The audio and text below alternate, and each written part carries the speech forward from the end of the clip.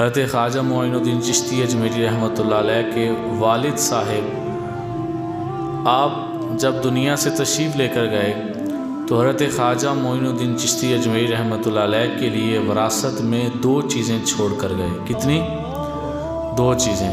پہلی ایک باغ تھا اور دوسری ایک چکی تھی جو پانی سے چلتی تھی، اس کو پن چکی کہا جاتا ہے۔ پن چکی پانی سے چلتی تھی۔ تو آپ کے لیے وراثت میں وہ صرف 2 چیزیں چھوڑ کر گئے۔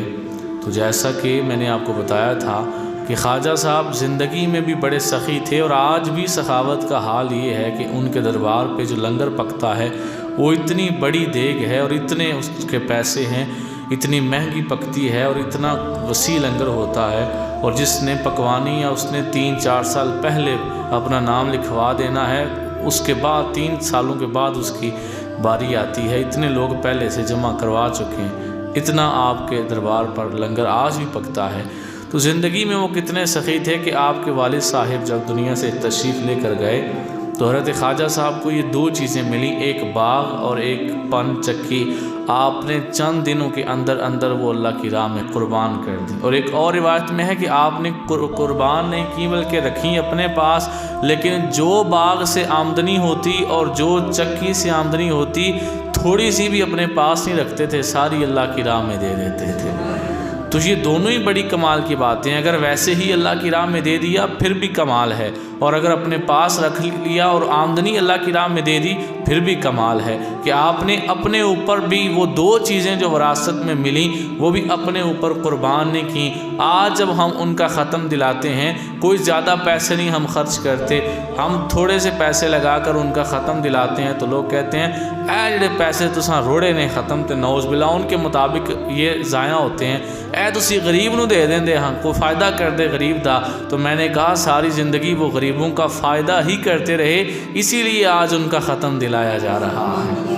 اگر تمہاری طرح وہ اپنے پاس رکھ لیتے نا تو پھر آج ان کا نام نہ ہوتا۔ ان کا نام اسی لیے ہے کہ وہ ساری زندگی غریبوں کا فائدہ ہی کرتے رہے، اور دعا دینے میں بھی آپ کمال تھے۔ آپ کبھی کسی کو بد دعا نہیں دیتے تھے، چھوٹی چھوٹی بات پر آپ کسی کو دعا دیتے تھے اور پھر دعا لگ جاتی۔ دعا تو لگنی تھی، تھے بھی سید اور تھے بھی اللہ کے ولی، دعا تو لگنی تھی۔ اور پھر کمال یہ ہے کہ آپ حضرت غوث اعظم کے بھانجے لگتے ہیں، یہ میں نے آپ کو پچھلے جمعہ میں بتایا تھا۔ تو جو بندہ اللہ کا ولی ہو، سید زادہ ہو اور عظیم اتنا ہو کہ غوث اعظم اس کے ماموں لگتے ہوں، پھر اللہ دعا تو قبول کرتا ہے نا۔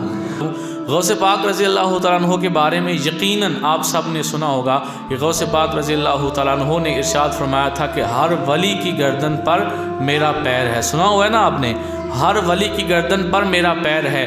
جب آپ نے یہ جملہ بولا تھا تو جتنے ولی اس وقت زندہ تھے، چاہے دنیا کے دوسرے کونے میں بھی تھے، سب کو آواز گئی تھی، ہر بندے تک آواز پہنچی تھی۔ حضرت خواجہ معین الدین چشتی اجمیری رحمۃ اللہ علیہ آپ اس وقت ہندوستان میں ہی تھے، اور یہاں آپ کو جب غوث پاک کی آواز آئی کہ ہر ولی کے کندھے پر جو ہے وہ میرا پاؤں ہے، حضرت سیدنا خواجہ معین الدین چشتی اجمیری رحمۃ اللہ علیہ نے ایسے سر ادب سے جھکایا اور کہنے لگے صرف کندھوں پر ہی نہیں، میری آنکھوں پر بھی آپ کا پیر ہے، میرے دل پر بھی آپ کا پیر ہے۔ مطلب یہ ہے کہ صرف کندھوں پر ہی نہیں، میں آپ کے پاؤں چوم کے آنکھوں سے بھی لگاتا ہوں۔ تو غوث پاک سے اتنی محبت حضرت خواجہ معین الدین چشتی اجمیری رحمہ اللہ، آپ فرماتے